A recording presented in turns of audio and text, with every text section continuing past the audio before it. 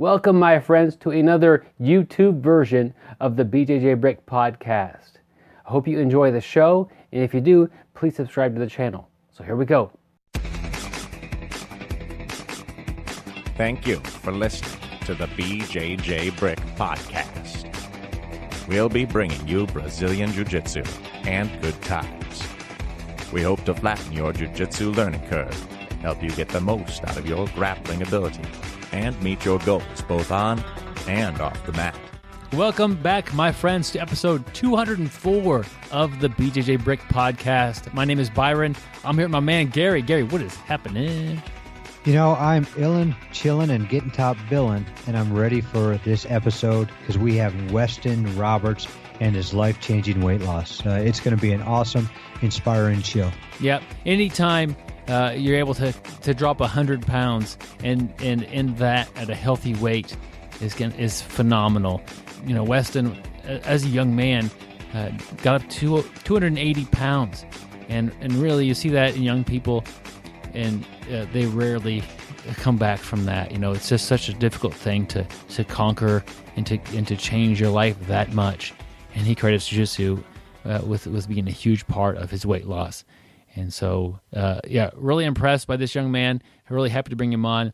It's not like an everyday story, but he's somebody who's a listener, a fan of the podcast.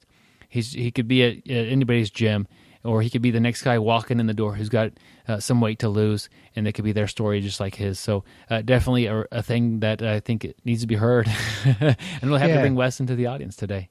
Yep, and we're talking about, you know, he dropped that weight from, 280 to 180, 100 pounds he dropped.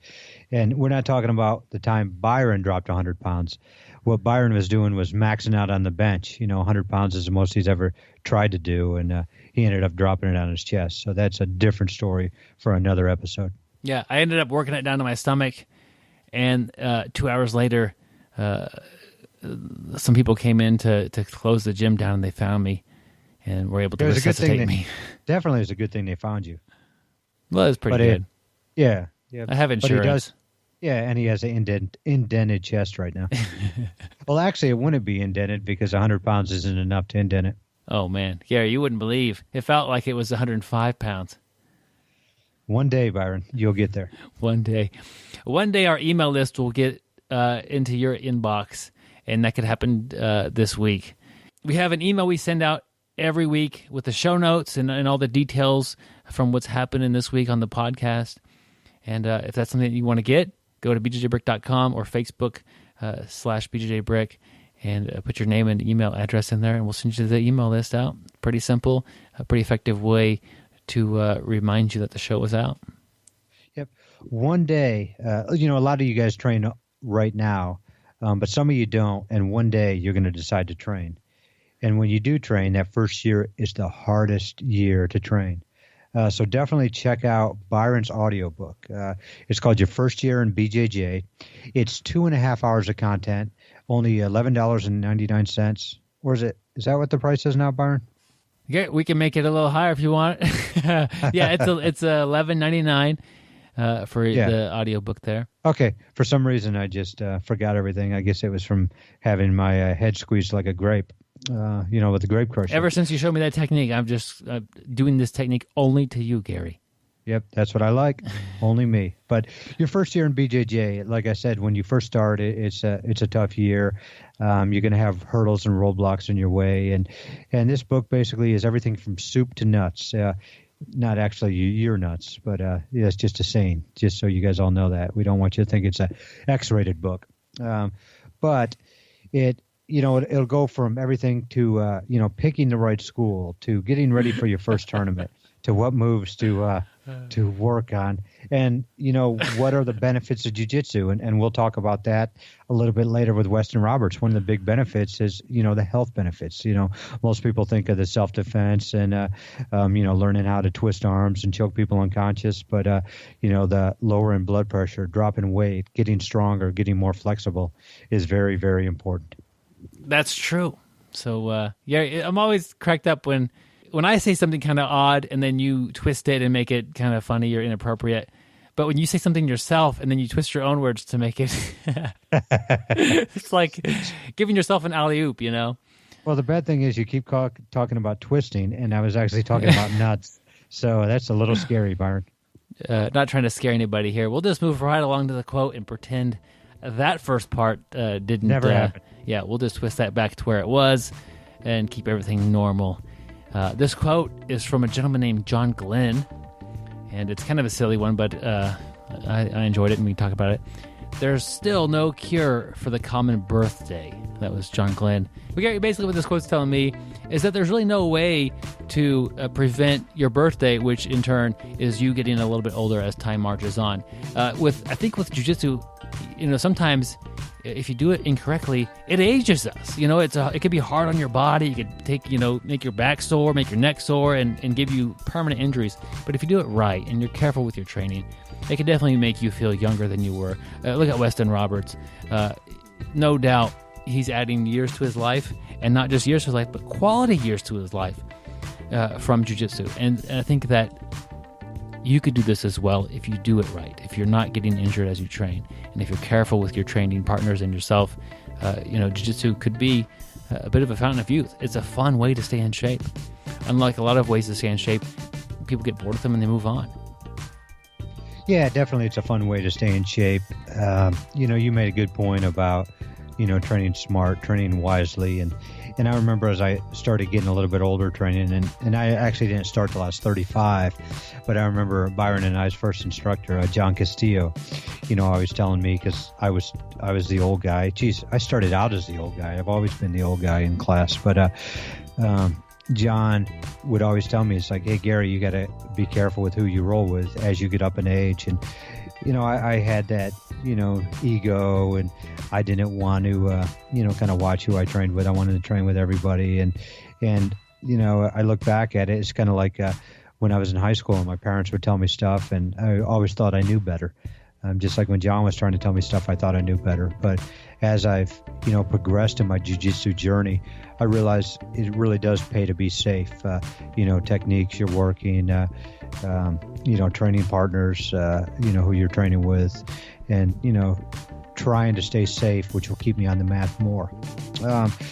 But kind of the paradox of that, I actually think it was Joe Thomas that's been on the show numerous times with us, one of the friends of our show, and actually I call him the third member of BJJ Brick podcast. I think it was him who shared an article here like in the last week or so that was written by some big time jiu-jitsu champion. I forgot who it was, and I apologize for that, but they were talking about as you get older, don't just do old person stuff. Kind of like don't just do an old person's game. If I can still invert, keep inverting. If I can still work takedowns and have a good double leg, keep doing that. If I'm really good at leg locks and it's not bothering me, keep doing that. And it was just kind of talking about, if you give up that mindset and, you still have it, but if you still have it physically and mentally, but if you give up that mindset and start and just think you're old and think some of the stuff you can't do, you will digress. And there was a really good article. If I can find it, I'm going to put it on our BJJ Brick page. It just made me think about stuff as I was reading it. It was a really good article. That's just another reason to go by and like our Facebook page, because Gary posts stuff on there sometimes, and so does Joe. Joe does. I don't know if I'm smart enough to know how to. We didn't make Joe an admin. That would be a good move. Yeah. Yep. So maybe we'll get a hold of him for that this week, which is actually a week before this comes out. Hey, speaking of our buddy Joe, and I know we got a lot of buddies down in that Houston, Texas area. Joe's down there. I know we've got Brian Marvin down there, another previous guest and friend of ours. Hey, our hearts go out to everybody down there. It was going through Hurricane Harvey. It's great. just to see everybody get together. I see we're 2 states from Texas, but I see caravans of water and clothes and baby clothes and going down there every day. We're having drop-off points to donate stuff, and it's kind of neat to see, the people, everybody get together, not just jiu-jitsu wise, but people taking care of, the people affected by that hurricane. So, our hearts go out to everybody down there, Joe, Brian Marvin, and everybody else who has been affected by this tragedy.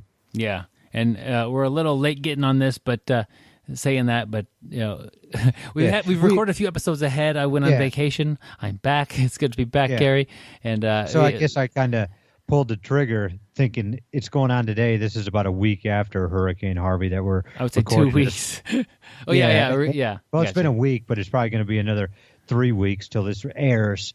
So you guys are going to be like, boy, these guys are crazy. They're way off. But that's kind of why it's fresh on my mind and just talking about a Joe. And, we wish you the best, Joe. Yep, absolutely. Tough times for much of Houston, and it will get better. But no, it definitely needs support from other members of the community to help rebuild and get back to the standard of living that people deserve and are used to. Yep. Speaking of it will get better, you guys won't have to listen to Byron. Well, you'll actually still have to listen to Byron, but you won't have to listen to me for a little bit longer. We're going to get on with our interview with Weston Roberts. Yep. Gary Free, this interview. Gary Free, most interviews. He is the most interesting grappler in the world. I only travel first class, which I pay in pennies. That's because I actually get 1 cent for every time that someone thinks they can get me in a submission. If you doubt this fact, turn me upside down and shake me. Pennies will fall out, or you will get choked out. I don't break the rules. I choke them. I never have to wait in line for a nightclub. I just pass the guard. I don't always listen to podcasts, but when I do, I prefer the BJJ Brick podcast. Stay sweaty, my friends. All right, my friends, I'm happy to bring Weston Roberts to the BJJ Brick podcast. Weston, welcome to the show. Yeah, hey. Happy to have you here. You have a story that we're going to share that might be relatable and definitely could be motivational towards people. But first, I want to get to know you a little bit, Weston. Tell us a little bit about yourself and your training. I'm 18 years old. I've been training for just about 3 years now, and it's been amazing. It's been life-changing for me. How'd you start training? Well, I Googled it, like I found out what jiu-jitsu was, watching the UFC, and I just saw there was something in that, and I knew just from like just wrestling in the backyard with friends or anything that I enjoyed and it was fun, and I think for all guys it can really be fun, but yeah, and then I found a gym locally, and I was actually really lucky to find one here in Alabama. There's not very many, and yeah. Where do you train at? It's Team Jacal, Jasper, Alabama. The name just recently changed, actually. Okay, and so you were just kind of interested. You watched the UFC, and you thought, well, there's some aspects of this that look pretty fun, and you kind of just started looking for some jiu-jitsu gym, basically. Yeah, I didn't realize at the time how important it was going to be to me. And once I started training, I just got obsessed, because it was just so fun, and it's a forever evolving game. You never run out of something to learn. You can always make yourself better. Yeah. So speaking of things that you're learning, do you share with me a couple of your favorite techniques? Oh, Kimura, the Kimura, I love that thing, and it's just side control. I'm really good at holding side control. I'm a top heavy player. You know, try and cook the beans a little bit. And yeah, I like side saddle a lot because I had a injury from football where I only have like partial use of my right ankle, and so I couldn't really do a lot of toe, like getting up on my toes. So I had to have like a side saddle style side control, and just evolved for it. So you mentioned that jiu-jitsu's changed your life for the better. What has it done for you? Well, when I started, I was 280, and I'd already started my goal. You know, started moving that ship towards losing weight. But with jiu-jitsu, it was different because it's not a repetitive same thing, like boring, like say running or something. But it's, you know, you can be competitive while you're still having fun and losing weight the whole time. So you started at 280 about 3 years ago. How quickly did stuff change for you as far as taking weight off? Well, instantly, because, you know, you pick up that jiu-jitsu lifestyle, you just want to improve everything. And it took me about a year and a half to lose that. I got down to 185, and then it was awesome because, you know, it changes your life. It builds your confidence because, you know, like, you know, girls start noticing you because you're not the big dude anymore. You know, you're the guy that's fit now. Just changes your whole perspective when you get to. Yeah, I don't know. It's just a great outlet, you know. Yeah, I'm trying to learn a little bit more about your beginnings in jiu-jitsu. You started at 280 pounds, and you became really interested in it, and you did a lot of jiu-jitsu. How often were you training? If you could think back then, you know, was it? I imagine at 280 pounds, it's kind of hard to get in there every day and to train. But how often were you training? Every day I could, man. I was in there all the time. I was getting smashed, but I could feel I was growing, you know, growing my defense. And then, you know, you get tapped the first day, you just get smashed. But, you know, it's like the most gentle destruction you've ever had. But, you know. Well, what were some like lifestyle things that you were doing before jiu-jitsu, and how have those changed? Well, it was actually, I was just playing games all day, you know, looking for that. I had that competitive drive towards gaming. Like I just won every game. I'd be the top of the leaderboards. But I took that same drive, and what it really was, I just stopped being happy. Like I was playing games all the time, and it just stopped giving me that same feeling. I was sitting there playing, and I put my controller down, and I was thinking, like, you know, I'm not happy. I gotta change this. And then I made the decision to try and go towards fitness. You know. What was it that was so, I don't know, addictive or drew you to playing video games all the time? It's just there's a flow that, you know, when you do something over and over again and you get really good at it, you get where you're in this neutral point where you just you can do, you know, every shot's hitting, you know, everything's going perfect, and it's like you're not even there, but you're in this higher state of consciousness. And I think that you can find that same thing in jiu-jitsu once you build your foundation and get good enough to where, especially through drilling, because then you learn the movements and then you can just snap them on them, you know? Yeah, sometimes I really feel like I get that state of flow during one roll, and then the next roll I can't get anything to work because the differences with who I'm rolling with, I think, is a big part of that. Not necessarily anything changing with me. As one roll, you know, everything's working my way. You know, the person I'm training with may not be as skilled, or maybe their game doesn't match up well with mine. And then the next roll, I don't have any flow at all. And that's, you know, they're both important, I think, when you're training. Yeah, you're right. Because especially if somebody's like just holding positions, you know, if they're not really looking to move on, but you know, a lot of new guys don't understand that, you know, I may be a blue belt, but I'm going to let you play, you know, I'm not here to just smash you.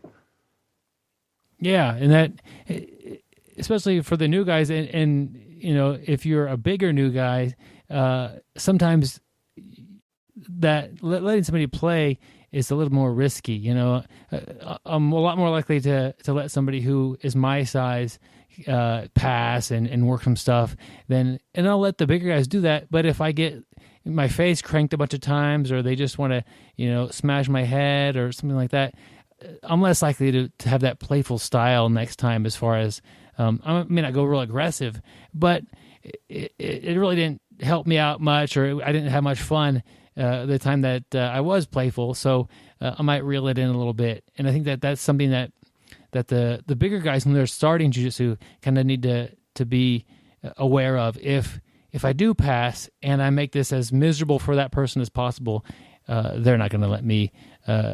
Maybe they let you pass, maybe they didn't, but they're going to probably tighten up their game if at all possible. And I think that does slow down some learning process.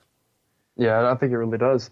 And a lot of new guys, they're just tense. They want to just flex every muscle in their body as hard as they can, especially the big guys. And that can definitely abide your learning. One of the hurdles that people, especially men, are going to face when they come in and try jiu-jitsu is they think that they know how to fight, or they think that they know how to do jiu-jitsu already just by watching it. And there's actually a pretty big gap in the way that they think they can perform and the way that they actually will against even a white belt with a few stripes is gonna they know jiu-jitsu, and when they're trying to do that, when somebody new comes in, they have some sort of a confidence or some a bit of an inflated ego, and they hit those hurdles. It can be pretty discouraging. For sure, I think how they handle that first little hurdle is a big key to how they whether they stay or never come back. Because I think if they take it and understand that, I really don't understand this, and then they get like where I was, where you're like, I don't understand it at all, but I know if I just keep coming back every day, eventually I'll get good at this. Do you remember like the first few times that you were rolling and what that was like? Yeah, there was this blue belt, and he was just smashing me every time. But I don't know, even at that point, I think I didn't have this philosophy at the time, but I kind of, it was there subconsciously that just adversity is growth, So I know that the tougher he is on me, that's just making me a tougher player anyway. Yeah, I that could be taken a couple different ways. I agree to that. You need to have adversity to grow, and you need to be able to face like challenges to get better. But there's another.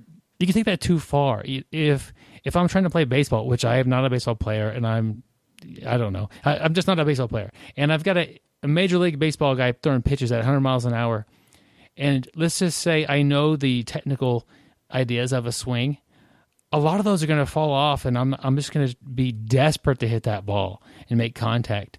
Whereas if he's like just one notch above my skill level and he's pitching towards me, I might be able to hit it and keep all my technique and the fundamentals of the swing correct. So same thing with jiu-jitsu. If you're just getting destroyed by somebody and you're not even in the same league, I think it's easy to forget your fundamentals and just kind of like what they say, spaz out and try to just be desperate. But if the person is kind of playing or performing at the level that's one notch ahead of you, or maybe two, then you could really try to remember your technique and try to survive and try to do things for your game. Yeah, for sure. Because if they're so far ahead of you, it's like drowning. You don't know what's going on. You can't think about what just happened because the next thing's already there, or you're just getting flipped around and you don't know what's going on. But I think that the next notch, definitely you at least know what's going on, so you can identify it and start working towards it.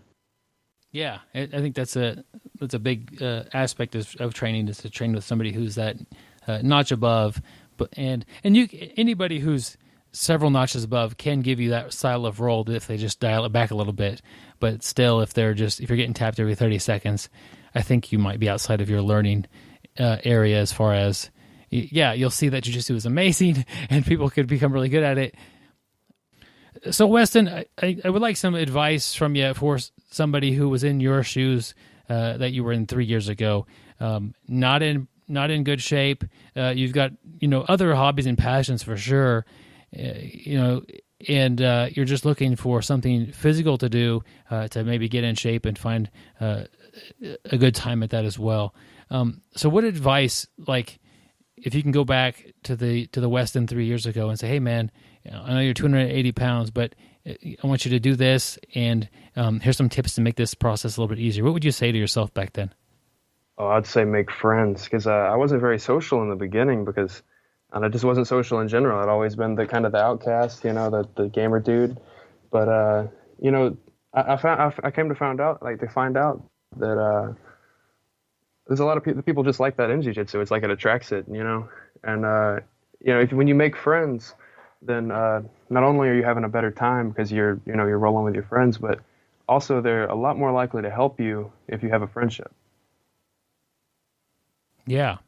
So to just dig one step deeper on that, are you making friends? Are you showing up a little earlier to make friends, or staying later? Are you talking while you roll a little bit and being friendly?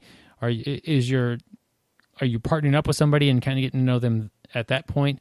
If someone's going in for day one, what would be a tip to actually socialize and get out of that shell? Be humble, because when you come to a jiu-jitsu class, if you're not humble, you will be humble, or you will be humbled. But just let them know. Just be a nice guy. I mean, like, because I know at my gym, everyone's just nice, because we're all, once you start doing jiu-jitsu, you realize that you don't have to be peacocking all the time and act like the bigger dude. You can just be yourself. And I don't know, like, whenever I'm rolling, I'm always talking. I'm always, especially if they're new, I'll teach them the fundamentals. Start trying to just telling them what to pay attention for, what to not let happen, like, and also just, I don't know, I'm always trying to teach. I don't want to sound like the know-it-all blue belt, but what knowledge I do have, I always I don't keep any secrets. If I'm doing something really good that's tapping everybody, then I'm gonna tell them how to defend it, because that's just making me a better player to get around that. And talking a little bit while you roll, we're not competing, and there's also people that talk to get out of stuff, or they try to do things like that. But I talk quite a bit while I roll. It's just because I'm having fun, and it's not like you do the same thing. Sometimes I'll compliment somebody on a technique as I'm fighting out of it, or as I'm getting tapped by it, or whatever. Like, oh man, that was that was an amazing sweep, as I'm trying to fight and get back up and take it away from them. But I think that's a way definitely to, especially with a newer person, I think talking takes them out of that life and death fight that they're in, and they have the adrenaline rush and they're trying super hard. You just say, hey man, we're going to have fun. And as you're rolling, if they kind of get to a point where they're thinking, or they don't know what to do, just, hey, think about the move we did today. Think about this technique. You know how to do this. And just by kind of, like, I'm not against you. I don't know if people realize that for quite a while. I'm training with you, and it's not combat. It's trying to have fun. Yeah, trying to have fun and get better, and I'm here to help you with that. For sure. Yeah, I think that's great advice. If you're making a friend when it's all new to you, and that definitely makes it easier to come back again to class. And sometimes coming back can be quite the hurdle. If you don't know anybody and you've been going for a week or so and you haven't really made any friends yet, and you go in there and you get choked and armbarred and smashed. But if you have a couple of people that you expect to see today when you go to class, that makes it a lot easier. And another tip I have is just tap always, because a lot of times, like, you'll have a white belt in the arm bar, and then they're just trying, it's fully extended, but they're still just sitting there. It's like, I haven't fully extended the arm bar because it's over. I don't have to. You should. I just for them to understand that sometimes higher level guys can be just taking it easy on you. But if you realize you're in a position where you're not moving anywhere, like if you're caught in a fully locked arm bar and you're just trying to flop around like a fish, it's probably time to not get hurt.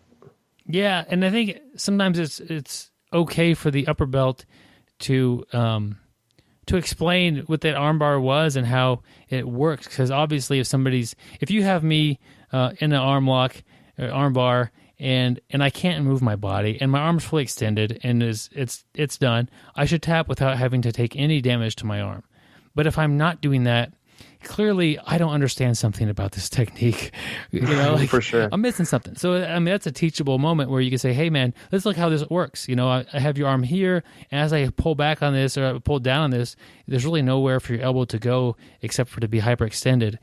And that's what's going to happen. So we're here holding. As you try to move and violently flail, if you do that the wrong way, you can actually hurt your arm worse than I was going to. Not that I would, and also for the more experienced student to know, when, okay, I should probably maybe be a little easier on them, as far as, you still don't want to injure your training partners, even if they don't want to tap. For sure. So have you had many injuries or negative experiences as far as submissions that kind of have had a lasting effect? That's where I got that tip from, actually. But it wasn't in training. I'd always tap because, it just made sense. But my first competition ever, I'd only been training like 2 months, and went in with a one stripe white belt, just going in with my teenage grit, and he got me in an arm bar, and we were both low level white belts, but he didn't understand the technique to have the thumb up, so he was pulling on it really hard, so it tore the inside of the elbow. And I paid for it for months, and even to this day, it's still weird, So it's not worth it in the end. Yeah, to avoid injuries, and I think that's another thing that you should be a little aware of if you want to compete. That we're talking about training and really protecting your training partners, and sometimes in competition, that's not the priority. So that arm bar that you had 2 seconds to either decide to tap or not, now you have a half a second to decide whether to tap before it starts damaging your arm, because they are going a little quicker, and because they don't want to give you that option to possibly escape. Definitely. That's a good tip, because competition can be a little bit more like combat for sure, especially in the white belt, blue belt level, because they're not a lot of them don't have the skill, so they have to back it up with a little grit. You can definitely get injured if you don't pay attention.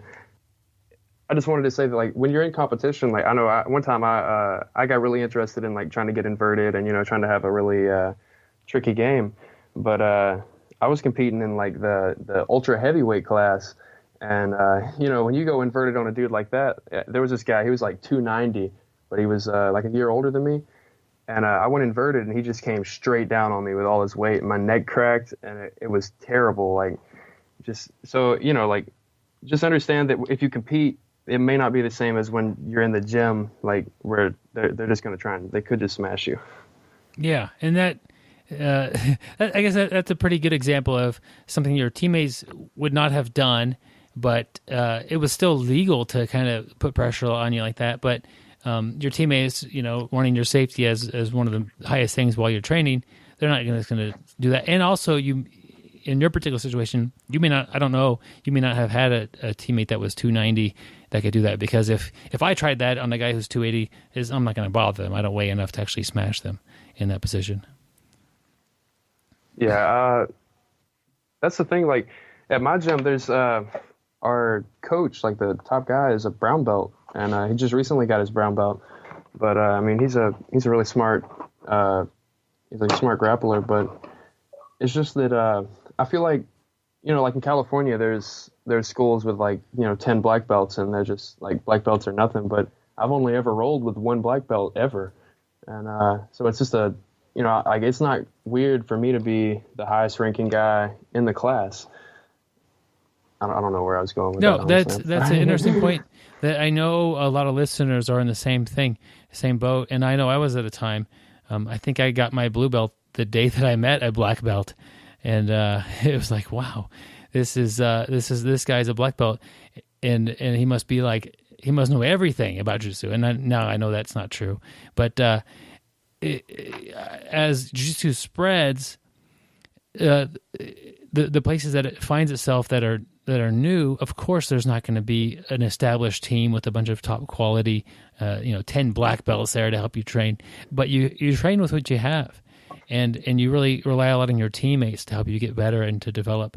And the times that you, as a blue belt, are the highest ranking person in the room, everybody there is looking at you to how to train and how to get better, and that's a role that you need to take on and help your team get better at jiu-jitsu? Because, I mean, obviously that there are a lot of benefits to jiu-jitsu other than just learning how to fight and grapple.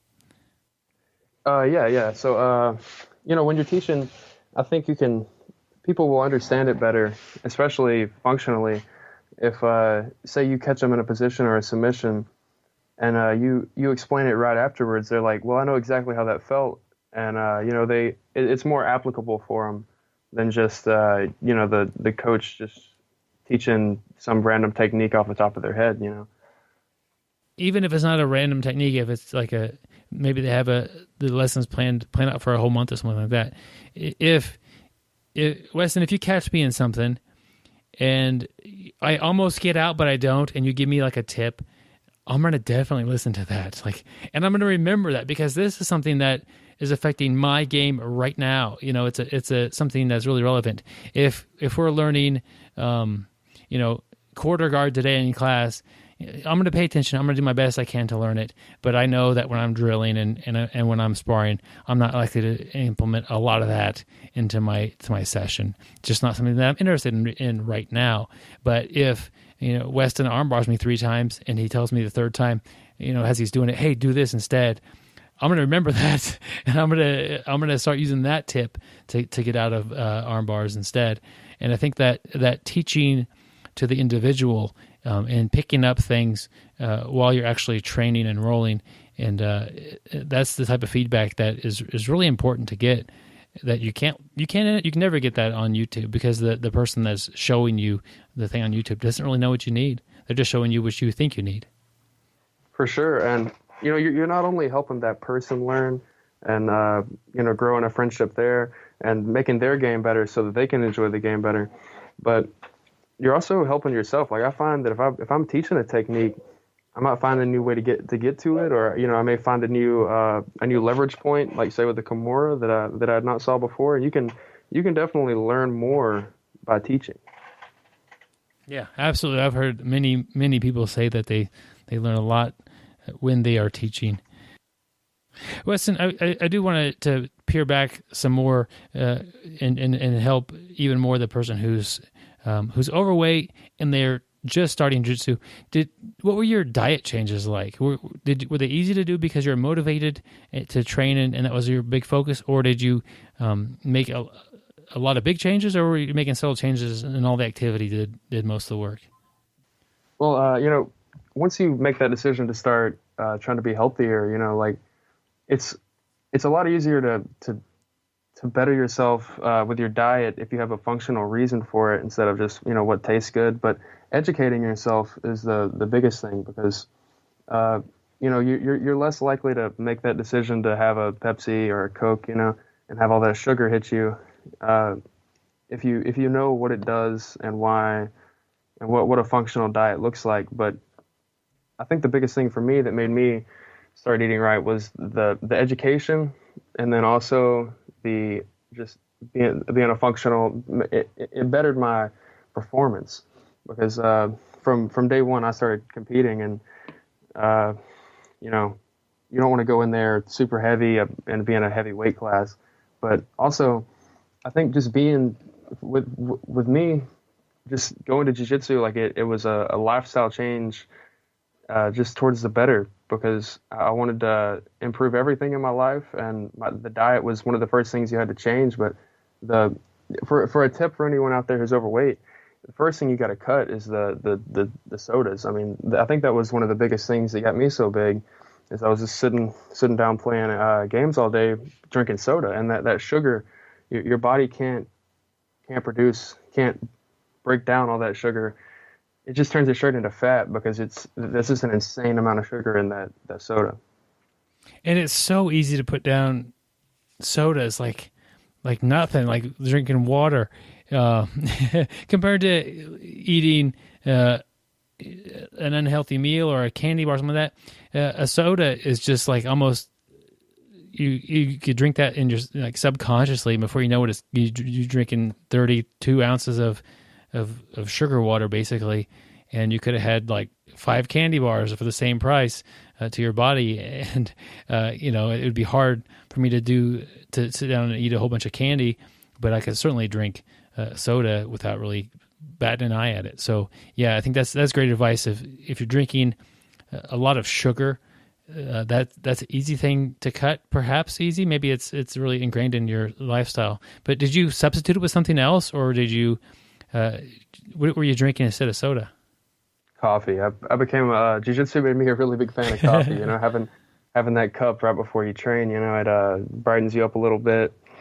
And but just with me, like I didn't like black coffee at first, and then once I started drinking it, it's not that bad really. You just got to get used to it. But you're getting a little caffeine, and then it's not bad for you, and you can still have your caffeine, and you can still have your drink, and eventually I grew to like it, Yeah, that's one thing that I have not grown to like it. It's just when I'm craving something, I don't drink much soda, and then I do its diet. But when I want something and I want to avoid that, a lot of times I'll drink like what do they call it? Like a Mio, or like a little thing you add to your water to give it a little bit of flavor.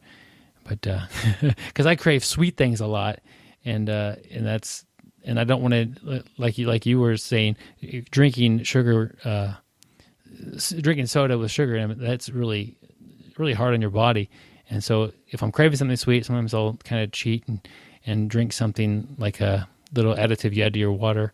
And, have you tried stevia? Stevia? No, I have not tried stevia.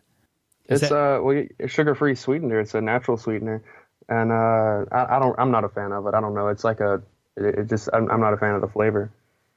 But I mean, a lot of people like it, and it's sweet, and it's not. It comes from a plant, so I mean, no calories, sweet. Huh.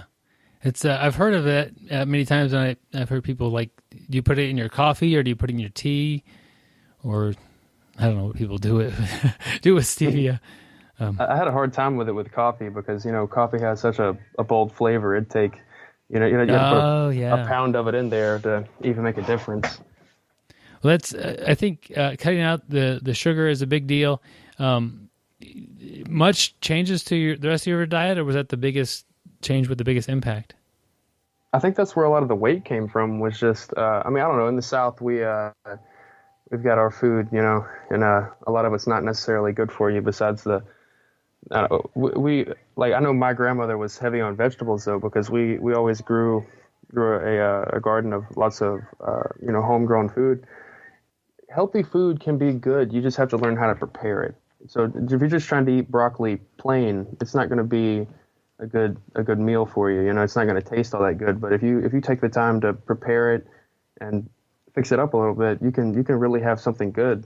And salads are endless, man. Like that was the biggest thing for me, is that you can find so many healthy nuts and seeds to put on your salad that can make it a great meal.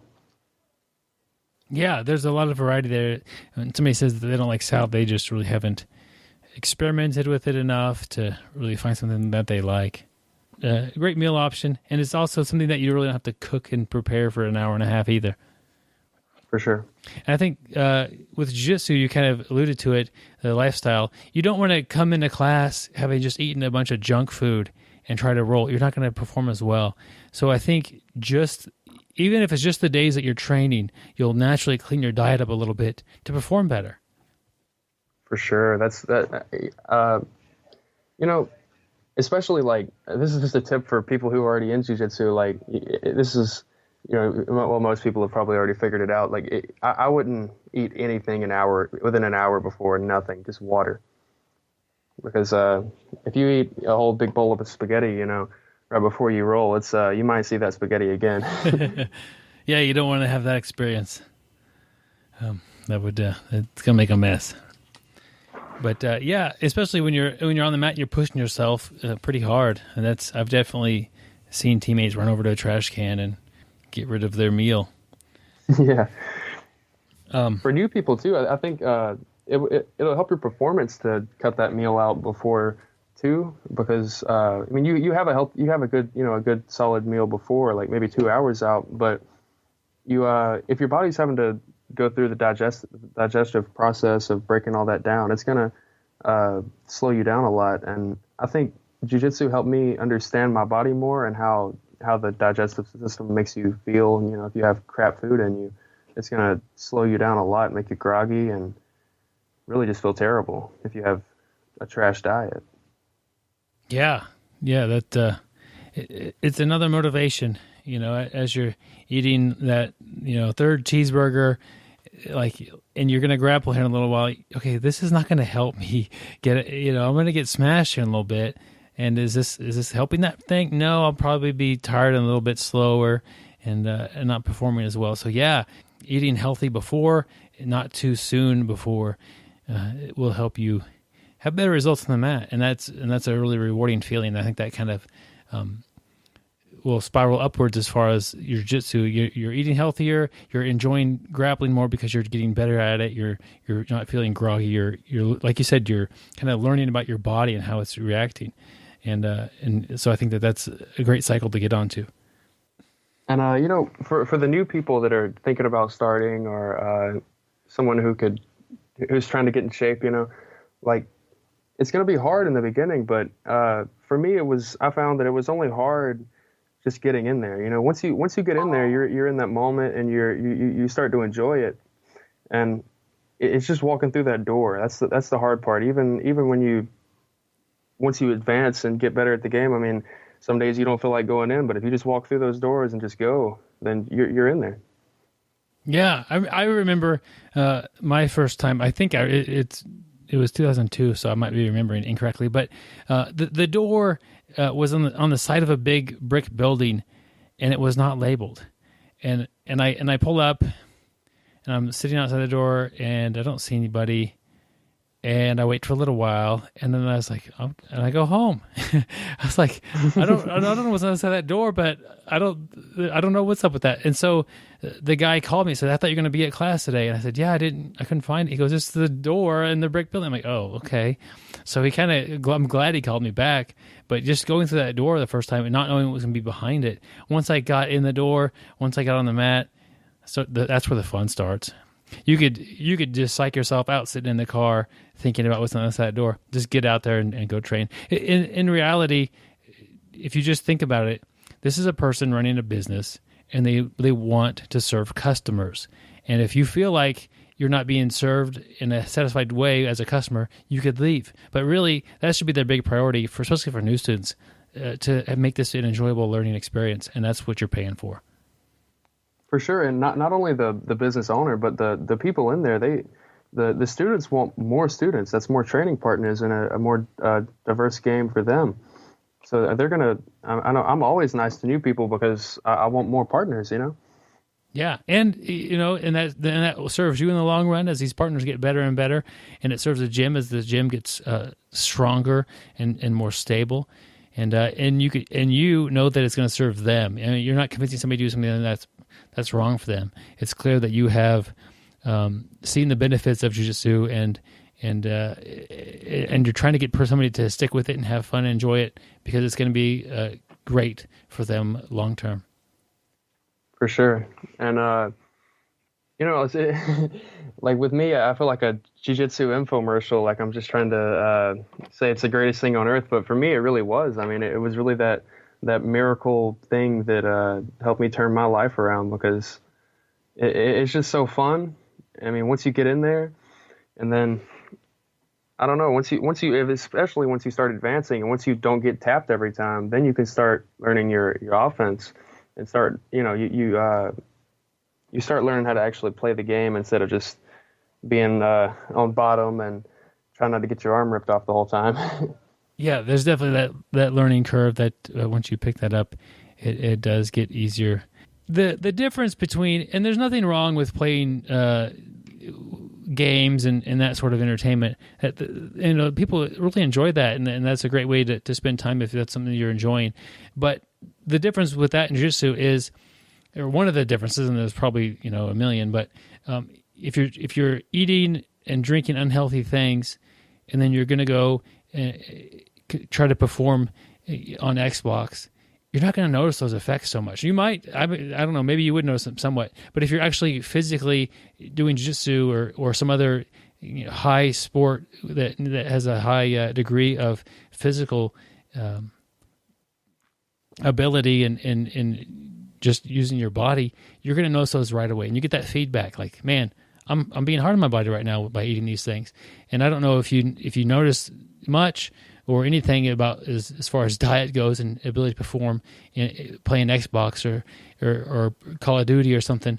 But definitely that gets kind of a light shown on you when you're trying to get on the mats.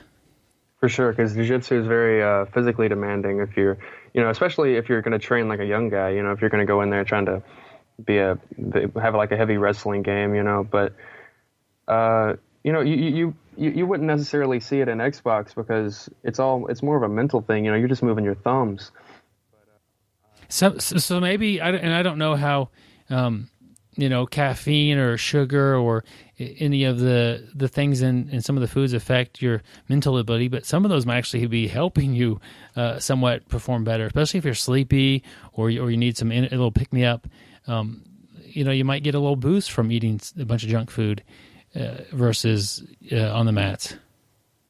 For sure. Like, I think one of the things that wasn't necessarily good for my health when I was gaming a lot, I figured out that, if you drink a whole 5-hour energy and get on Call of Duty, you're going to smash them because, you're just it's like everything's in slow motion, but that's always what I loved about it was once you get so good at something like that, you can just annihilate people and it's really like it's in slow motion, like they don't have a chance. And I feel like you can get the same thing and you can get that same flow or that same feeling in jiu-jitsu, and it's a lot healthier for you for sure than just chugging Pepsis and playing Call of Duty. But I think video games can be good for you mentally. I feel like they sharpen your just reaction time, but like they're okay to play sometimes, but it's just it can be super addicting, and also you're kind of wasting a lot of time because you're so in the moment that you don't realize that hours have went by. Because I know I used to play, I'd play all night, even on school nights. I'd look out look to my window and see the sun coming up. It's like, well, I didn't even realize all that time had passed. Man, that's incredible. And that's I guess another comparison to jiu-jitsu is after you roll 5 times, 6 times, whatever, you start approaching the time when your body is telling you to stop. And in that, with the video games, they take so much attention that you could ignore that thing. And also, you probably don't need to stop quite as soon because you're not using your body in the same way. But yes, time flies when you're training and you're having a good time. And as long as you're not getting smashed the entire time goes pretty quick for me anyway while I'm at class. It's quite the opposite with Call of Duty or some of these League of Legends or games like that. It's like you have to use so much of your brain to figure out what's going on and to where to be and what to do and all these things. And you're on autopilot all the time. And yeah, you can get that similar feeling in jiu-jitsu of kind of an autopilot and you get that sense of flow, but you can't do that all night long and wake and look over and see the sun coming up and school's in the morning because your body is limiting you as far as, because you are working out, you are getting physical. And I think that's a great, I guess it would be fun to train for, and not get tired, but I just think that's another difference. And we can point out differences all day long between video games and jiu-jitsu, but that sense of being lost in time. If you're heavy into video games and you really enjoy the flow you could get that eventually in jiu-jitsu or really in any physical activity if you want to become good enough at it. For sure, that's one thing I love about it. And yeah, time it goes so fast. You go into like my favorite nights, Thursday nights. It's a no-gi open mat, and it seems like 10 minutes, it's just so fast because you're having so much fun and you're sweating. And I think that same flow or like that rush you get from gaming it's upped in jiu-jitsu because you're physically exerting yourself and you get that sweat started. And it's like a runner's high, but like a rolling high, like you get started, you get sweating, and it's the best feeling I know that I can reach. Yeah, for me, when the first roll that I have in any given day won't necessarily be my best. It's kind of a getting the sweat going, getting it going. But a few rolls into it, I'll find myself having 3 or 4 good scrambles and a lot of action and a good pace with somebody. And I feel like those are the rolls that I really lose myself in, and I'm just reacting a lot. And to get in that state is something it's a lot of fun, and it really is a place that I try to get to when I train. For sure, and I think, like you said earlier, that certain people you're not going to find that with certain people, or you may on and off, but really just don't be afraid to roll with different people. Say with my gym, there's this guy Nathan. He's built like a white Paul Ares, and he looks like this really scary guy. But once you roll with him, you realize he's actually really, really gentle, and you can achieve the flow. Don't be afraid to roll with higher belts just because they have that higher belt, because they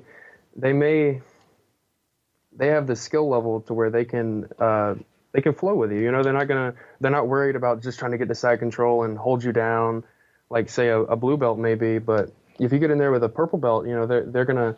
You could find that flow because and also just communicate with your partners, tell them that, express that you're trying to find that, or that you're trying to have a more flow grappling session, Yeah. And I think having the more enjoyable roll with the upper belt is pretty easy thing. Those individuals, guys and gals, they have the confidence and the skill to escape from anything you're going to do to them, positional wise. And so they could give up positions and not have to stress about, oh man, I'm stuck here. This is going to be it. Something's going to happen. No, somebody that has good confidence and escapes definitely has more play in their game as far as the ability to kind of play around a little bit and let the other person enjoy a little bit of offense as well. For sure. And I think that's when you're a white belt, I think that I found that out, that you can, if you let people pass if you just sit there, if you say you get really, really good at just not letting people pass your guard, well, you may get in a competition where that's what the guy's really, really good at. He's really good at passing your guard. And then now you're in, you're in bottom side control, and you haven't, and maybe you, like with me, I have a smaller gym. So if you can not let everybody in your gym pass, then now you've hurt your game because you haven't experimented and let people put you in bad positions. Yeah, that's right. You don't want the one of your biggest training opportunities of how to escape side control be at a tournament, because none of your teammates could do it. Suddenly, you're having to figure this out live in a match. Yeah, they're putting that competition pressure on you too. So it's not. Yeah, Weston, I'd be interested to hear what you have to think about how big jiu-jitsu could be, as far as could it be like a big national pastime, or is it just for certain people that should be getting on the mats? I think it's based on the culture and how, because if you have a game where you're, it's more of a family when you come in the gym, which I think eventually, gyms find that, where I feel like when you just got to let the people know that when they first come in, that they're coming into a really nice environment. And I think if it's a real good social and not like a meathead environment, then you can let people know that they're not just going to get smashed every time. And then once people understand that, then I think it can grow infinitely and be like a social event, and also for physical exercise. And I mean, I think everybody could do it and enjoy it. And at that point, it would grow forever. I mean, yeah, I agree. You said that I think it was Thursdays are your favorite days to go train because it's a big no gi, open mat type of a training. And for me, Thursdays as well, it's gi, which I don't really put one favorite or the other, but it's the biggest class. My Thursday nights, we have the most students there, and so it's just like, it's like a big social gathering, bunch of friends there, and I think that it's. Yeah, I get a lot of rolling and I get a lot of time on the mat, but really just to have, be in the room with 30 or 40 friends, it's like, that's pretty amazing. And compared to that, to some night if there's 8 or just a handful, it's still it's good to see everybody and train. But I know that I'll have a lot of good friends there on the days that are big. So the big family aspect, someone that's coming to train, and a big part of it's going to be fun, and the people make that fun. And you could take this to another extreme. You could have a world class grappler open up a gym, and if that person's kind of a jerk, the gym still might work. They still might get to make money and have people train there. But you could open a gym across the street, and if you're super friendly and everybody likes you, and you teach pretty good jiu-jitsu, I mean, definitely not world class, but you're not teaching things that don't work, and you're still teaching good jiu-jitsu. That gym could work, and that gym could be a successful business story across the street from a world class jerk that is also good at grappling. People are going to go where they're treated well. And I think that's holding some instructors back. They may be great in ability, but if they can't, figure out the social thing and the coaching aspects of jiu-jitsu, that holds them back. So yeah, I think ultimately the nice instructors are going to win out as far as, really treating their students with respect and really serving them to teach them the best jiu-jitsu that they can. If you've already been training for a little bit, and you have the basics and say you're, not everybody's in there looking for the same thing, the older, if you've got somebody that's 40 and, they have a family and they have their own thing, they're not trying to go in there and be a world champion. They just want to learn how to defend themselves and their family and have fun as a social event too.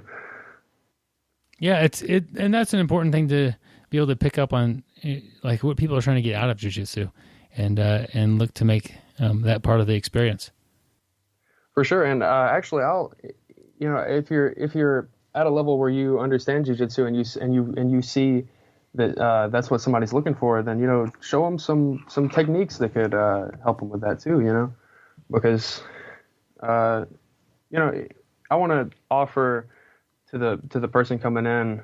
I want to help them find what they're looking for, and I don't know, in the world it always comes back around, So if you're helping them, it's going to help you, and then they're more likely to roll with you and help you. Maybe now you've got a drilling partner, because they're trying to learn. And yeah, really, you helping them, it may or may not help you, but it definitely helps the team, and having a better team always helps everybody on that team, and that's a pretty quick way to have a much stronger team, is having people help each other. You mentioned that somebody might come in, for self-defense or this or that reason. I think that, yeah, self-defense brings people in a lot, that it's like something that is on their mind. The old quote that my grandfather used to say is, "You're more likely to die from the spoon than the knife," meaning that more people just have unhealthy habits. You die from what you're eating than actually getting stabbed or caught in a violent confrontation. That's really statistically pretty unlikely. The idea that coming in and exercising and trying to learn a self-defense, it could save your life. Yeah, you could save your life if you happen to get in a fight, but it's way more likely to prolong your life and give you a better quality of life because you're exercising and you're taking care of yourself. For sure, and I've saw it a lot where you'll have guys come in, you smell cigarettes on them. They're a heavy smoker, but they realize that it hurts their game. They come in and I've suggested it to someone. Like, I smelled the cigarettes on them, and I was like, man, if you can, the smoking is probably why you're so tired. Because I'll get side control and we just started rolling, but he's already exhausted. And I think cigarettes can have a big deal into your cardio and your breathing and then with me, I just look at it like this. If I realized that, then I would definitely, it'd be a reason to quit. I've saw somebody quit from just coming in and realizing that it actually does affect their health. And because I feel like a lot of people that have bad habits, like bad eating or smoking, that in everyday life, we're not really, you don't have to expend yourself physically like you do in jiu-jitsu, and it can give you reasons to quit and to better your health. Yeah, I think that with the immediate feedback of, I can't breathe well, I'm not performing this, is way more impactful than the actual and bigger impact of smoking's going to kill me. Smoking is definitely going to kill me. It's going to take off years of my life. That's years that I'm not going to have in my family. But that's so far in the future. That I don't see that. But tonight, smoking is going to make me suck at jiu-jitsu.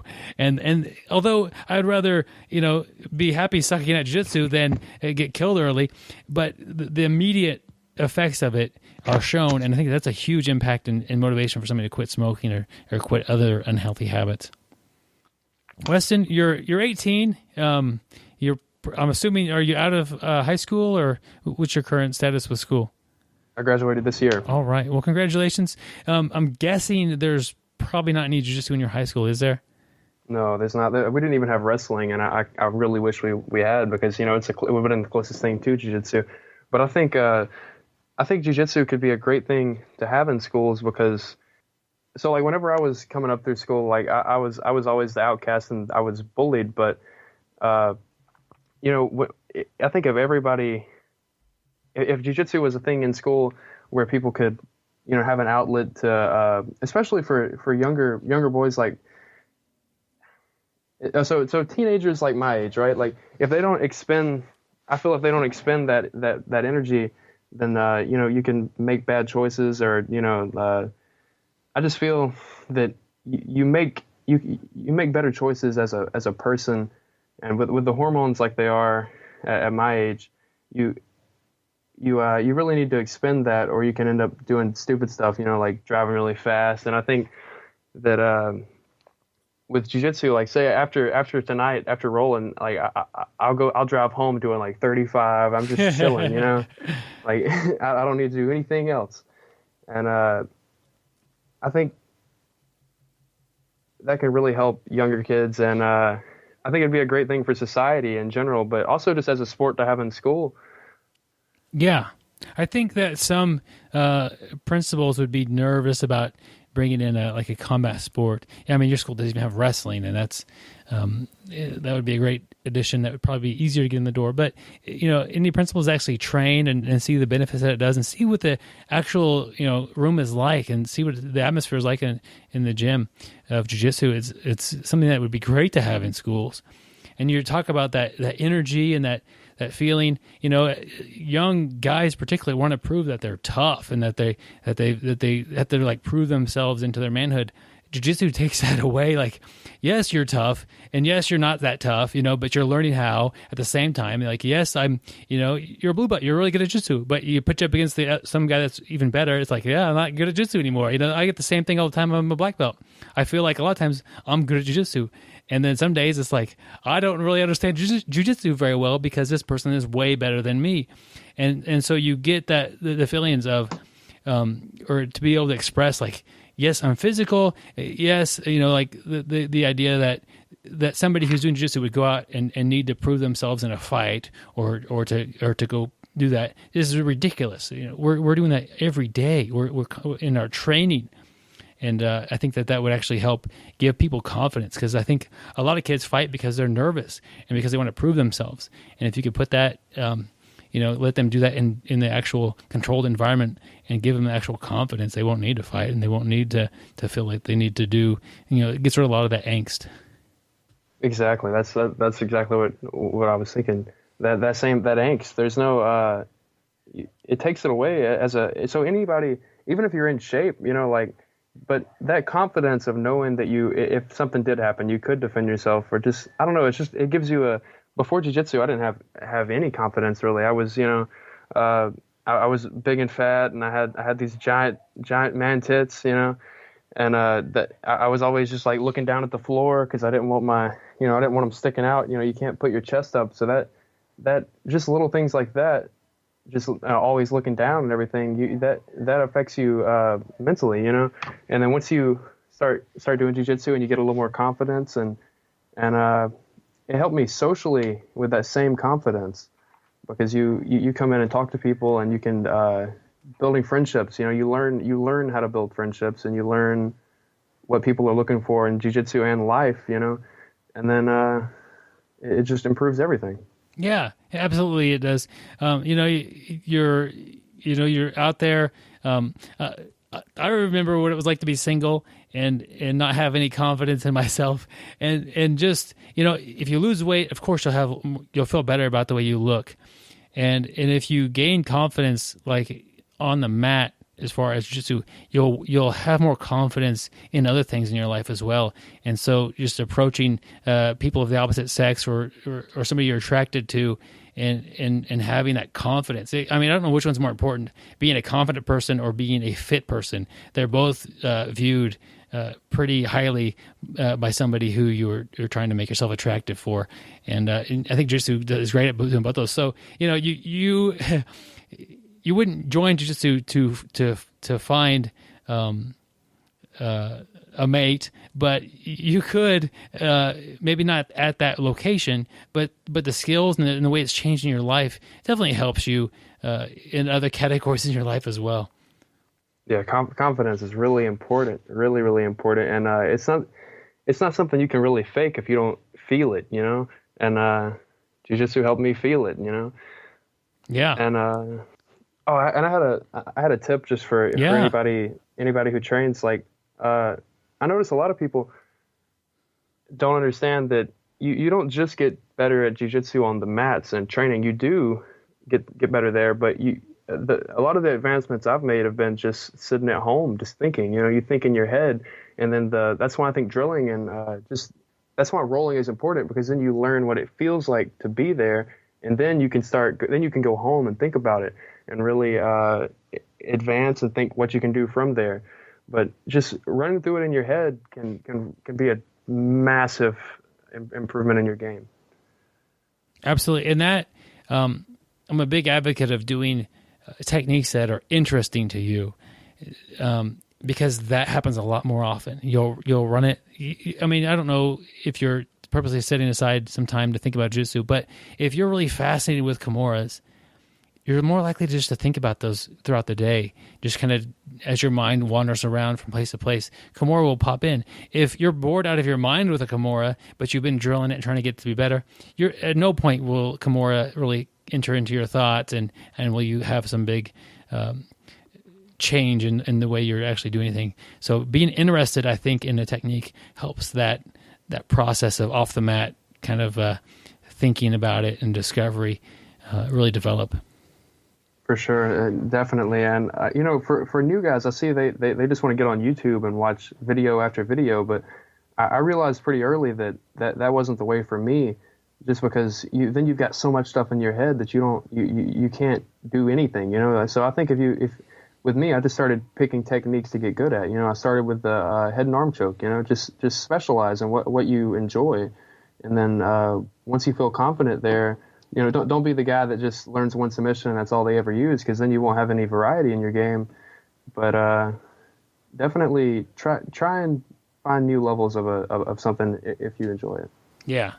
What was the first submission that you got like a lot of confidence in, and as a white belt you were looking like, I can maybe get a blue belt with this? Definitely the head and arm choke, just because as a white belt that's simple. It's not hard to understand mechanically, but there's a lot of deeper details to it.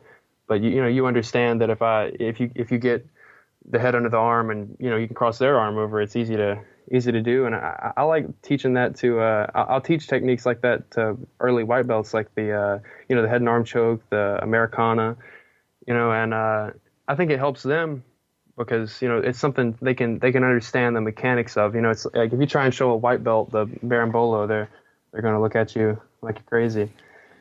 Yeah, I think that the fact that you said definitely head and arm choke, that's a huge thing. That the technique, it could have been many different things, but the fact that you remembered it and that it was like one of your big things. If you're grappling for a year or so, or you're approaching that blue belt 2 years, wherever it happens for you, and you can't name like a technique or two that you're likely to tap those blue belts with, you probably should look at tightening up your game in a certain couple of areas and finding those attacks that are going to be your best. And because a lot of people just kind of have like tons of stuff and nothing in particular is all that great. But tighten it up a little bit if you're in that area. And the fact that you answered that is definitely, I got a head and arm triangle. that shows that you knew that was a good technique for you, and you really got good at that. Weston, where could somebody kind of keep up with you or follow you on social media? Instagram. It's at Modern Samurai BJJ. And I'm gonna start posting more stuff now. I don't want to. I kind of feel bad about posting a lot of jiu-jitsu stuff because like a lot of people that follow me aren't into jiu-jitsu, and I don't want to just spam them with our passion. Yeah, it's Modern Samurai BJJ, no spaces. I'll put a link to that in the show notes, but I don't feel bad. I mean, jiu-jitsu is a big part of your life, and if somebody's following you to keep up with you. Jiu-jitsu, that's really yeah. You're definitely an advocate for jiu-jitsu. You're a good spokesperson for the sport, just for the changes it's done to you. So I appreciate you hopping on here with me today. Thanks for having me. All right, thanks Weston Roberts for doing this interview. It was definitely fun and interesting to talk to somebody that's lost this much weight, had this big of an effect on their off the mat life from jiu-jitsu. He's definitely a big advocate of people getting in there and training. And you don't always see that in the younger generation of people. A lot of them are just want to be super competitive and win and learn how to defend themselves and that sort of thing. But he really has experienced the huge life-changing benefits from jiu-jitsu, and he wants to share this with other people. So this might be kind of an interesting episode to share with people. If you think that you always hear people, I'll do jiu-jitsu, but first I'm going to lose a few pounds, and so it's a little easier. That's definitely an option, and don't fault people for doing that. But you don't have to lose weight to start jiu-jitsu. Just start jiu-jitsu to start jiu-jitsu. It's that simple. Nobody is going to expect you to be great when you walk in the door. There's no reason that Weston couldn't do it at 280 pounds. And if that's the situation you're in, it's hard to lose that weight, and jiu-jitsu might be the thing that helps you lose that weight to get into better jiu-jitsu shape later on. Yeah, definitely. And we're all trying to grow our sport and our gym.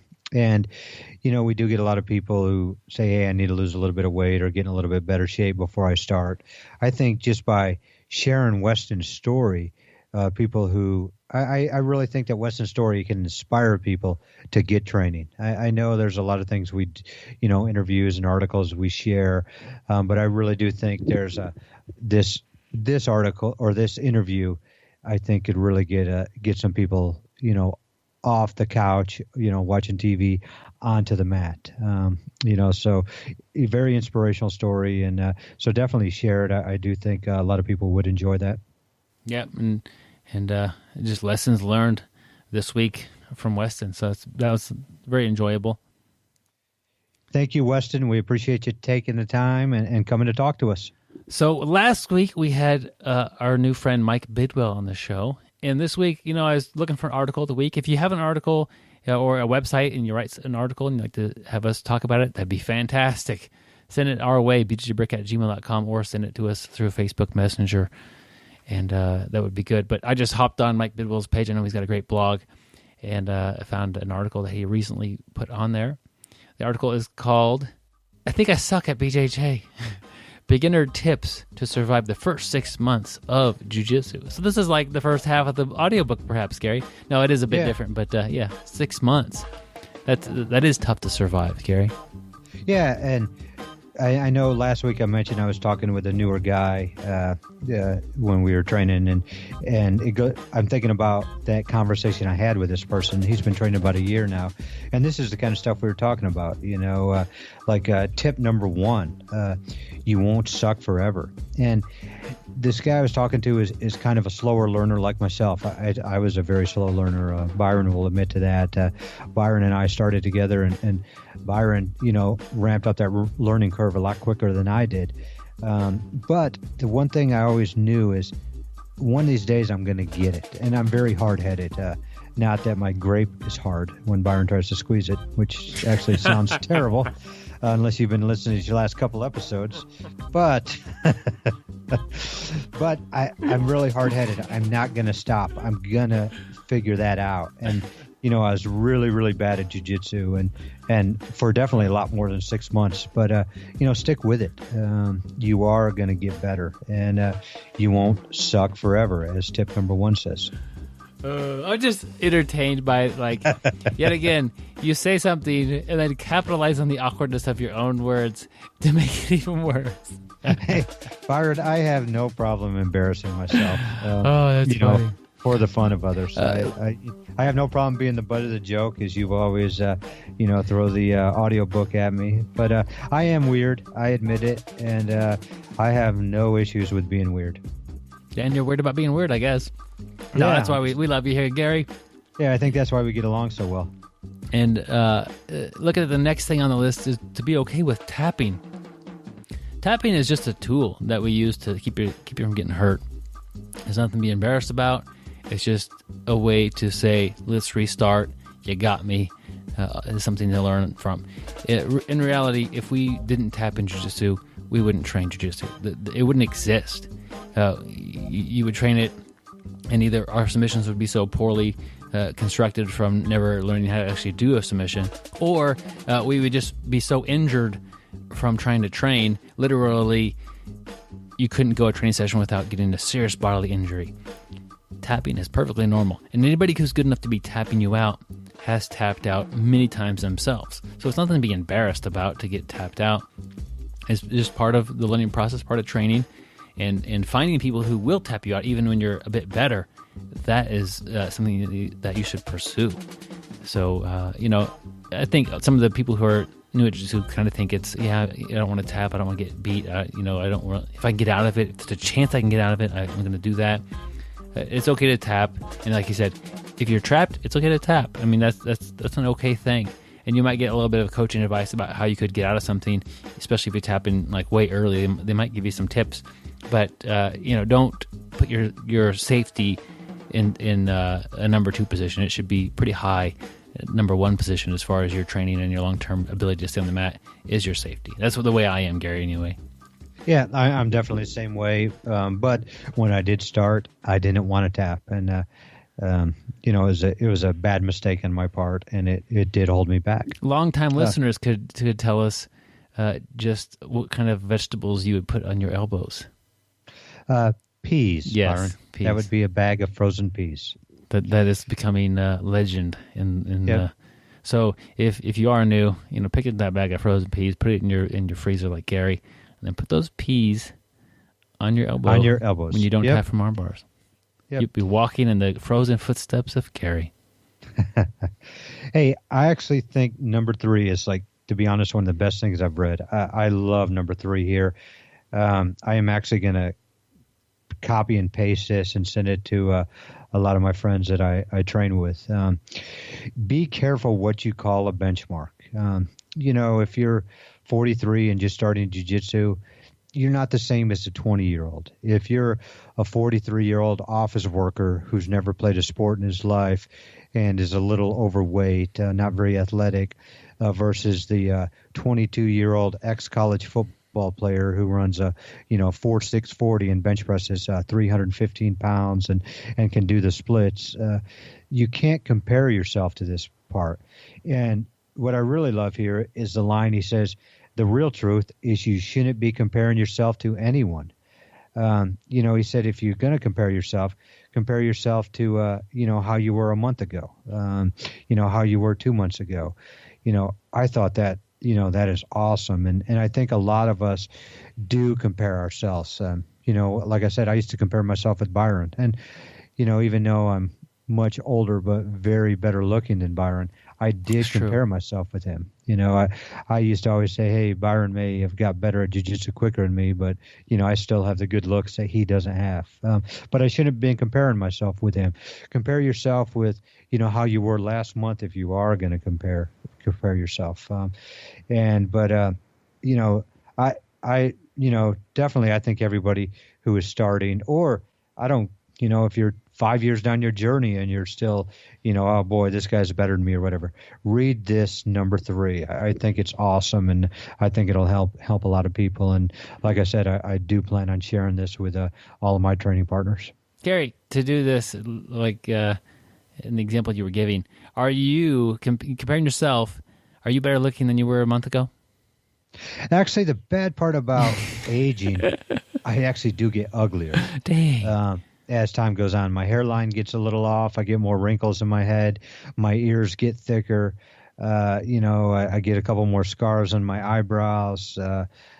Jiu-jitsu doesn't necessarily make you facial-wise the best-looking person around. It does hump your body. I do think I'm in better shape than I was when I was 35, when I started. I don't bench press as much, but I feel I'm stronger, all around. I feel I'm in better cardio shape. So I do think I'm better, but not better looking physically in the face. A lot of people were talking about how much Gary looks more of a sophisticated person now that he's aging a little bit. He's really refined as a gentleman. And so, you are starting to look a little better as, you look a little less like a young man and more like an old, wise person. And just filling that role with your looks has really helped out a lot, Gary. How nice Byron is to me. Byron found a picture of a long time ago when both Byron and I got our blue belts on one day. And after we got our blue belts, we all posted for a picture. And this picture had been lost for many, many years. And Byron posted on Facebook one day. And somebody commented, man, Gary hasn't changed, hasn't aged at all. The best line ever was Byron comes right back and said, yeah, Gary looked very old when he was a young man. I thought that was pretty funny, Byron. I'm glad you enjoyed it. Yeah. Moving on down to the enjoyment of the list here that Mike Bidwell has put together. Number 4, jiu-jitsu is the hardest thing you'll ever do. And that, a good chance that's true. I mean, some people go through things that are much more difficult than jiu-jitsu, but physically, sports-wise, if you want to be good at jiu-jitsu, you're going to have to put yourself through some tough times, and it can be very difficult. I would, look at it almost a little differently, maybe as find ways to enjoy jiu-jitsu. And sure, it's hard, but it could be a whole lot of fun too. Just because something's difficult and challenging, I think things that are challenging are often the most fun things we do. If something's really easy, you quickly become bored with it, and you look for something better and more enjoyable to do. So the fact that it's a hard thing, it's difficult. Look at it as a challenge. Look at it as challenging yourself. Look at, as Gary's talking about, getting better from where you were at last month, and not necessarily comparing yourself to other people on the mat. Those sort of challenges are very rewarding, and it may be one of the hardest things that you ever do, but it can be one of the most enjoyable things you do as well. Yeah, and number 5 goes with 4. We talk about jiu-jitsu as one of the hardest things you'll ever do. It's tough on your body. You are burning a lot of calories. You are breaking down a lot of muscles. You are, hurting, body parts. Your neck, gets a little out of place. Your spine gets a little out of place. You tweak your elbows and your knees and your ankles and, pop ribs. And, number 5 is have a recovery plan. You are going to, feel it in your body, and your body's, as he says, is beaten to a pulp, and you need to, he says, the body is saying, hey, I've worked hard for you. Now please serve me. And, how do you serve your body? You give it the environment to heal and rejuvenate, and that is, proper diet. You have to eat well. You have to replenish your body with proper nutrients. You have to rest. Rest is very important, getting sleep and, just rest. Yeah, you're going to have days where you probably don't want to train jiu-jitsu. You need to rest your body and recovery. And he does have a link to his recent article, BJJ Recovery Essentials. That'll give you some more tips. So for you overachievers and people who like to read about jiu-jitsu, definitely check out that link to get a little bit more information on, your recovery plan. The 6th thing on the list here is to be a good note taker, and really anything that you really want to be good at. If you're doing jiu-jitsu, I guess kind of like Gary and myself, and it's really fun and enjoyable, and we like to become as good as we can, but it's really not the biggest focus in my life right now is to become the most competitive and best on the mat that I could possibly be. I got a lot of other things going on that I also enjoy in my life. But if you want to be the best that you can be, taking notes with anything. It could be something at work. It could be jiu-jitsu. It could be weight loss. Whatever your main focus is, taking notes at it is going to help with that. So putting pen to paper, writing about what you did in class, writing about what you had success with. You might have gone through a time 6 months ago where you really loved armbar from guard, and you've kind of forgot about that, and you could look at your notes, oh yeah, I had a really good armbar from guard. I need to go back to that. There's so many little benefits to writing things down, writing down your goals, and anymore, pen to paper or your thumbs to your Evernote app, whatever you're going to do to make notes and organize your thoughts and record them is going to help you with your jiu-jitsu in ways that you can't really comprehend when you first start these notes. And last but not least, have fun and don't take any of it too serious. And, this is kind of my mantra. You hear me talk about it all the time. When I'm rolling, I like to smile. If I'm not smiling, why am I doing this? It's like Mike says, we're doing an extracurricular activity. We're paying for it. I definitely want to have fun, and jiu-jitsu to me is very fun. And, so enjoy yourself. Jiu-jitsu is supposed to be a fun extracurricular activity. So don't take it too serious unless you're training for a world championship. Then it's not going to be fun at all. You're super serious. It'll still be fun. Super serious, Gary.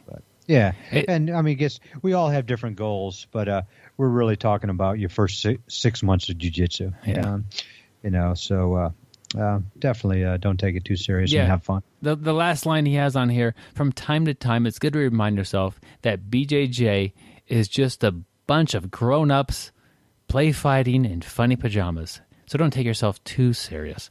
And saying that is kind of... if you're coming to jiu-jitsu and you're not having fun and you show up and you're grumpy and you leave and you're still grumpy, you're doing it wrong. No matter what your goals are, you could still want to be a world champion. You shouldn't hate this process. It's gonna drag on you, and you're not gonna do it long term. You need to find ways to enjoy this process, and some of those will be enjoying the ins and outs of the sport and ins and outs of the technique. And some of that is the people you're with. If you're in a room that you feel is toxic, where people are negative all the time, and that's your training jiu-jitsu room, you might look at training somewhere else, or you just check out another gym and see if you can find a gym that is somewhere where you leave and you may feel exhausted and you may feel tired, but your happiness is rejuvenated. That's going to be huge for your long-term success in jiu-jitsu. So that wraps up our article. We'll put a link to it in the show notes. It's on the BJJ After 40 blog, run by our friend Mike Bidwell. Well, Gary, with the article wrapped up nice and neat, it's time to open up your audiobook this week and see what you come up with, my man. This is the part of the show where I surprise Gary with a title of an audiobook, and he's got to come up with some topics and some content to fill it on the spot, putting our friend on the spot here. We talked about frozen peas. I don't know. I wrote down a little notes about type of audiobook. So another thing, I am often kind of making up these audiobooks on the spot. If you have an audiobook you want to send Gary, send it to me. And thanks, Byron. Send it to bjjbrick@gmail.com. That'll bypass Gary and all his craftiness, and I'll be able to surprise him with an audiobook title from you on the show. We've got one lined up from Joe Thomas that he's going to deliver here on the show. When we get him back on the show, that'll be fun. But if you want to write an audiobook title for Gary, send it my way, and I'll throw it at our friend and see how he deals with it. But this week, Gary's audiobook is titled Frozen Footsteps, The Ice Boot Submission. And evidently, like last week, he's inventing submissions and techniques. He's got something called the ice boot. I don't really know where he's going to go with this. But Gary, what is the ice boot, and how do you tap somebody out with that? Well, I did grow up in upstate New York, so I was used to a lot of cold, a lot of frozenness, frozen lakes, frozen rivers, frozen peas, knee-high snow. I'm kind of used to frozen boots. I'd go up to Salmon River and fall in it and come home. My boots would be frozen and my pants also. So, I was kind of used to stuff like that. So, it reminded me of back when my boots would freeze and my pants would freeze. It was hard to walk. I'd be walking and it was kind of almost like my leg was dead. Like there wasn't much into my leg. So, one day I was sitting around, doing what I normally do in my free time, huffing paint. I'm really big into that. And, when I huff paint, I have weird thoughts coming to my head. And, I was thinking about how to do like a frozen boot. How can I make somebody's leg feel like a frozen boot? Because I really think that if I did that in a jiu-jitsu match, I would win. So what I did is I started studying pressure points. And I learned where all the nerves in your whole body are.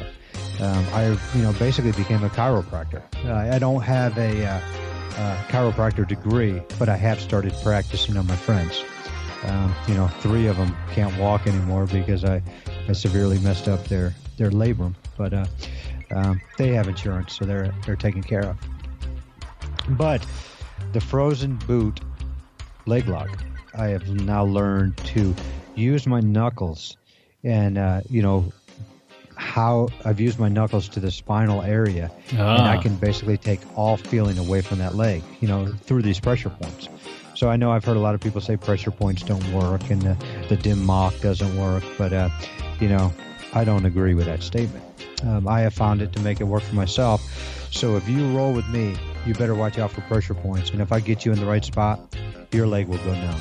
And that's what I call the frozen boot technique. And this audiobook will be all about that. And, maybe I'll make up some more chapters, but I have to go out in the shed and huff some more paint before I get to chapters 4 through 6. There you go. Gary, you growing up in the cold there, I know where you kept your money as a young man. Oh, yeah. Well, I didn't have money, Byron. You kept it in the snowbank. Ooh, good one. Yeah, that's pretty lame. That is our clean joke of the day. Get back to Gary's normal jokes. Speaking of clean jokes, Byron, what do you call a pony with a sore throat? I have no idea. A little horse. All right, Gary. One more. This one is back to the ice category. How do you catch a polar bear?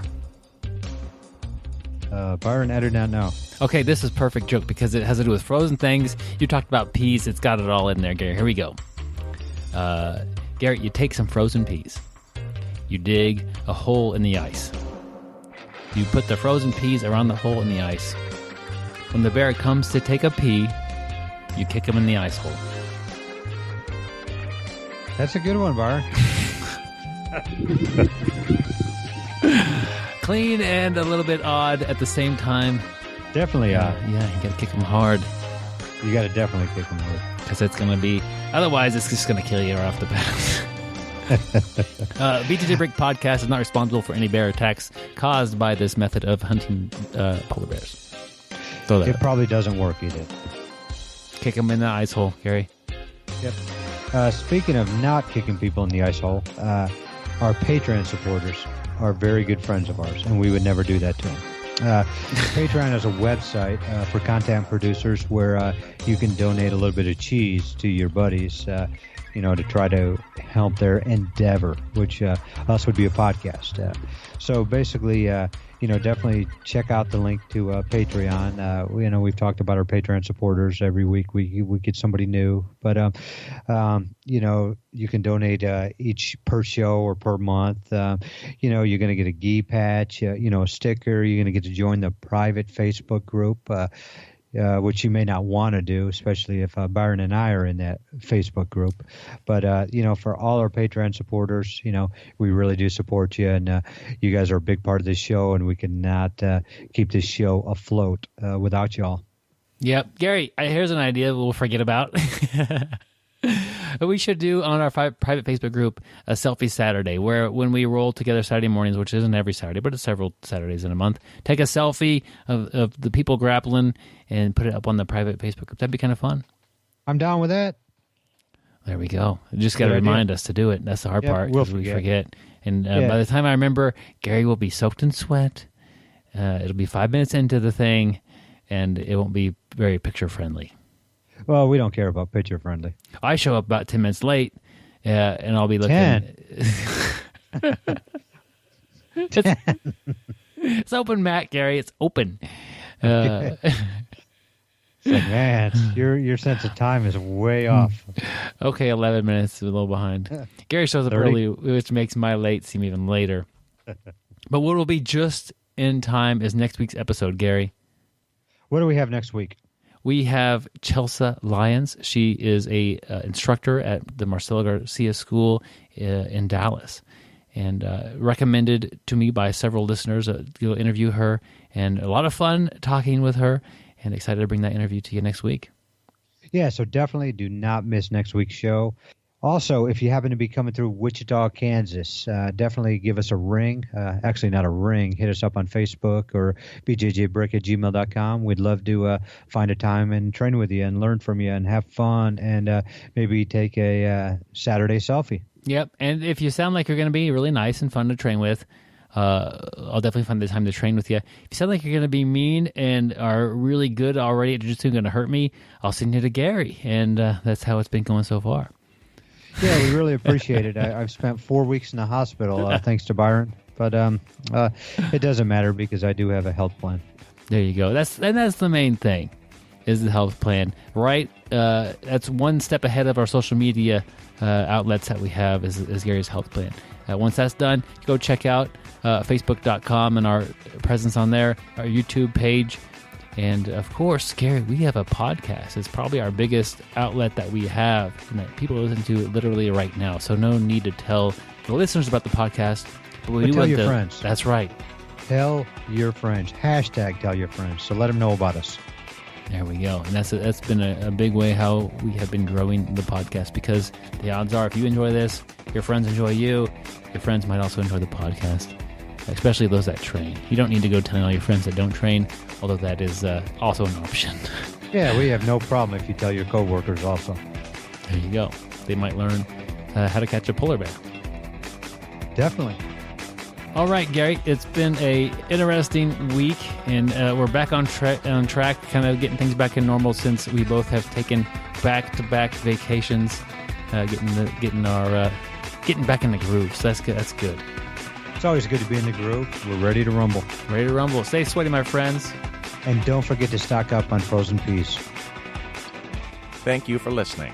I hope you find the time today to roll. After all, the best way to get better at Brazilian Jiu-Jitsu is to do Brazilian Jiu-Jitsu.